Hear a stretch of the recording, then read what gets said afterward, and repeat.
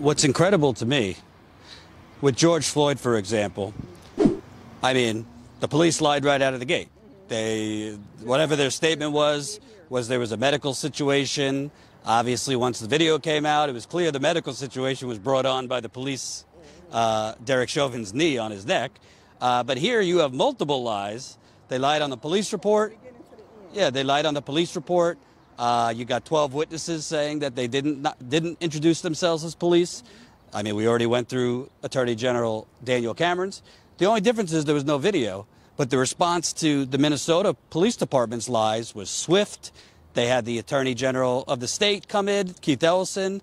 It doesn't seem like, based on obvious lies and an obvious cover-up, it's the same response. I mean, that should have been the response in Minneapolis, but it's not here. Like here in Louisville, there's a cockiness with the police, like where the people are complacent here. Like things like this have been happening forever, right? Like there is people still right now today for years have been waiting on a plethora of video and all kind of stuff where they just feel like they don't have to do anything. We don't have to give you anything. Like, mind you, this happened on March 13th. Like, it didn't blow up until May something. They still hadn't filled out a police report. They still hadn't put out anything because they don't feel like they have to. This man literally lied to a judge. Where's the judge at?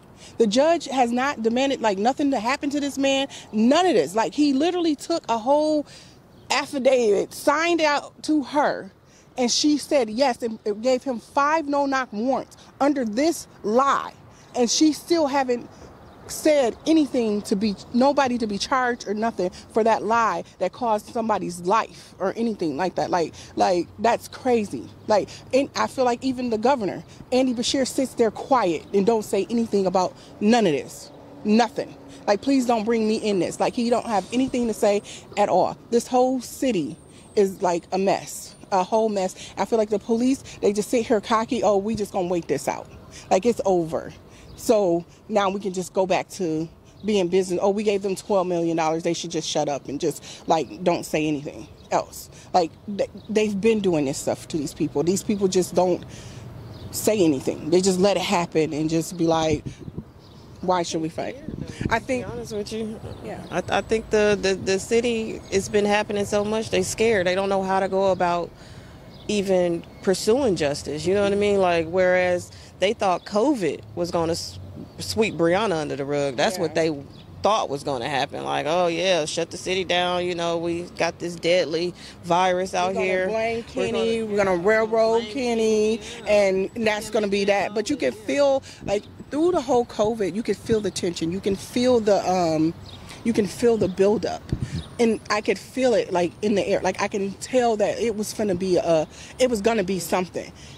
And you can just, like, the shift in the atmosphere was totally different. And then all of these things just started happening through COVID. Like, we're still, like, being victimized through COVID. This is crazy. Like, everybody's supposed to be in the house. How are we still being murdered?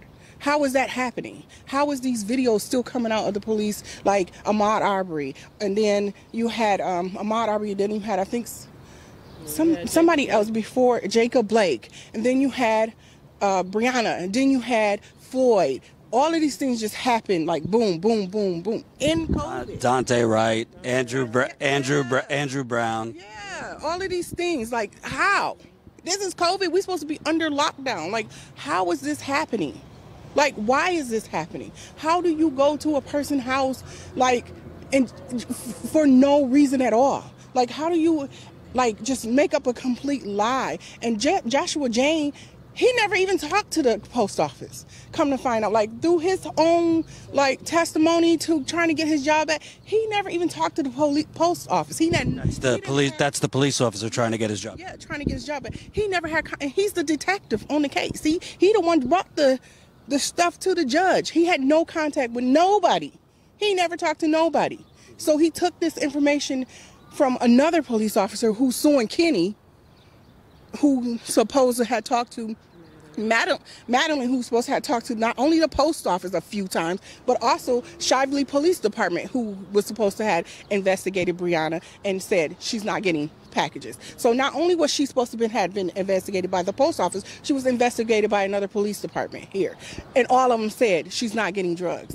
Why that's so important, if the audience doesn't know, basically the thesis or the case to get the no-knock warrant approved was Jamarcus Glover, the alleged drug dealer, was getting packages, presumably of drug, to Breonna's apartment, but basically the officer in charge never actually spoke with the postal office, but a postal office worker, they investigated it and said, no, that wasn't the case. And you're saying another police department did. Police department, if you go, like, they say there's no video, but yeah. They followed him to her apartment, and he did get a package, but it was like some shoes or something to come find out.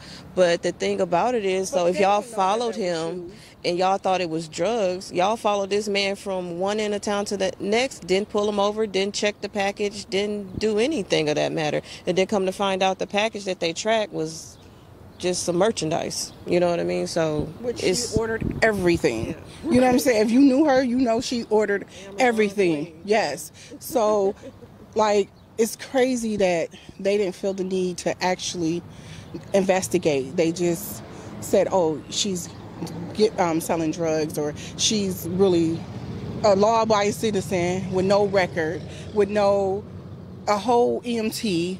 All of these good things that's going for her, and you never really actually did any police work. Like, you never actually, I don't think they actually ever followed her any place. They actually didn't even know what car she really drove. They actually didn't even know who was in her home that night, because had you been doing real police work, you would have knew it was just Breonna and another guy in that apartment. And her and Jamarcus used to go together. So if he did pick up a package, how did you not know that it could have been when they was together, a gift or something or whatever? They still was friends, but... I was talking to your sister before you came. Seems to me they intentionally didn't look into these things, because all of this was just a scam to connect Breonna to Jamarcus so that they could seize that one house. I feel like, to be honest with you, because they couldn't get Jamarcus, I think she was an add-on to something. I feel like they didn't have anything else, so they added her into that, where she didn't, they knew she didn't have nothing to do with nothing. But I feel like she was an add-on, and they lied, and that lie bust up, and they blew up humongously in their faces. And I feel like somebody really needs to pay. Every single person needs to be held, from the judge, from the mayor, all of these cops need to be held accountable. Every last one of them. And then the killer part is this man, Joshua James did an interview, I think, with the Courier Journal, saying, my life is messed up over a mistake. Over a little mistake. A little mistake was your basis of your warrant. That was a lie, a big lie, a big huge lie. A big lie that you call a little mistake cost Breonna's her life. So I don't understand this sense of, like, it's okay that you murdered and killed a black woman in her home, minding her business, doing what she was supposed to do, and you want to label it as a mistake. That's not a mistake. Everything you did was intentional. Every single thing they did was intentional. You intentionally lied. You intentionally filled out that affidavit. You intentionally took that to that judge. You intentionally chose that judge. You intentionally presented that to that judge. You intentionally got every single one of those warrants. You intentionally went to her house illegally to serve that illegal warrant. You intentionally murdered her. Period. There's nothing about a mistake. Everything you did was intentional. Every single step y'all took was intentional. You know, I want to zero in on one thing. I won't get into the Republicans. We know they're not allies and they're extremists.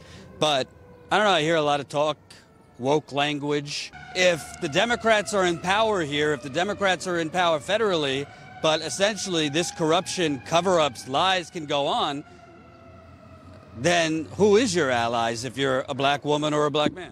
I don't feel like we don't have any. We only have ourselves. We only have like ourselves, like, and like any white allies that's really truly down for us, but like we have to be for ourselves. At some point we have to think of only us and get us out of this because I feel like even like everything is like symbolism. Like we're gonna honor her. How are you honoring a person that you ain't giving justice to? Like you can't honor a person if you don't have a conclusion to. You can't put her in a museum and you have no conclusion to her life or to what happened after that. How do you put her in a museum and you didn't even give her justice to even write the end of her story is she got justice for her murder? And you knew that no-knock warrant passed. We barely got the no-knock warrant passed. But Kentucky hasn't passed anything.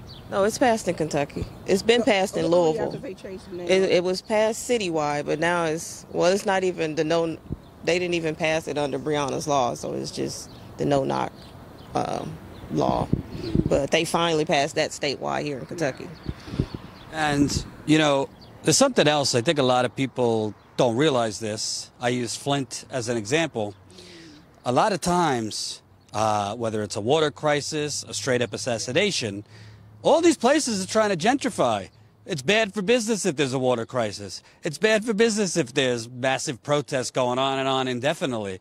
So the protesters that were here, not even a year ago, I was here less than a year ago, the protests in the street, the organizing, this and that, that's not good if city government's goal is to basically make over a whole section of town to be gentrified and, you know, bring in white people. So it seems to me part of all this, you know, making you come here, set up, then break it down at the end of the night, sending stuff to the dumps, screwing with protesters. I've spoken with people that were leading protesters who have been retaliated against by police, is to basically just move on and get back to the business of gentrification. Yeah, I mean, if you go 2 blocks over, they just redid the whole neighborhood over here. They just tore those apartment buildings like less than a year. Like how long they tore these apartments, these low-income apartments.